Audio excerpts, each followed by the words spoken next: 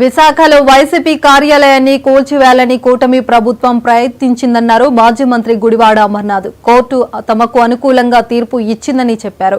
విశాఖపట్నంలో తనం నిర్వహించిన వైసీపీ పార్టీ కార్యాలయాన్ని గుడివాడ అమర్నాథ్ పార్టీ శ్రేణులతో కలిసి ప్రారంభించారు.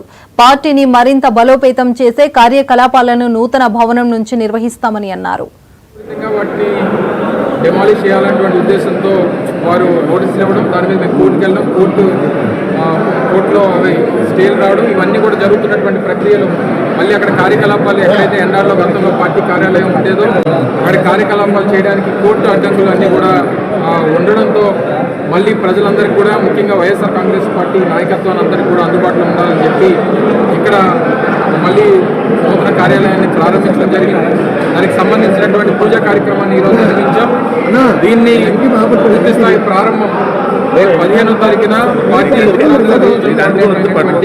విజయసాయి రెడ్డి గారు, అలాగే శాసన మండలి ప్రతిపక్ష నేత అయినటువంటి బొత్స సత్యనారాయణ గారు, అలాగే ఉమ్మడి విశాఖపట్నం జిల్లాలో ఉన్నటువంటి మాజీ శాసనసభ్యులు, మాజీ మంత్రులు అందరూ కూడా కార్యక్రమంలో పాల్గొని పెద్ద ఎత్తున వైఎస్ఆర్ కాంగ్రెస్ పార్టీ నాయకులు, కార్యకర్తలు కూడా రేపు ఆదివారం 15వ తారీఖున పార్టీ కార్యాలయాన్ని ప్రారంభించబోతా ఉన్నాం. ఈరోజు పూజా కార్యక్రమాన్ని నిర్వహించడం జరిగింది.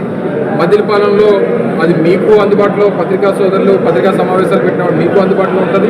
మా పార్టీ కార్యక్రమాల నిర్వహణకు సంబంధించినటువంటి మా పార్టీ నాయకులు, కార్యకర్తలు కూడా అందుబాటులో ఉండేటువంటి విధంగా గతంలో ఇదే కార్యాలయం నుంచి గతంలో ఎన్నికలు 2019లో కూడా ఎన్నికలు ఇదే కార్యాలయం నుంచి చేస్తాం.